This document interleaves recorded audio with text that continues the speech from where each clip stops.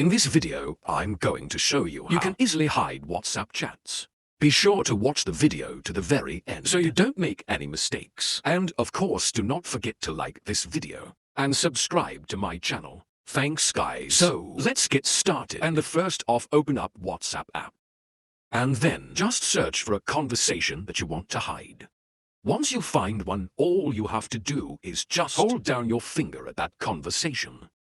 And then just select Archive. And what that will do, that will move that conversation to Archive. Conversations, if you want to hide that Archive option from the top of your charts, all you have to do is go in the settings, then Chats, and that's where you need to turn off the option, which is called Keep Chats Archive. Just hit that switcher to turn it off.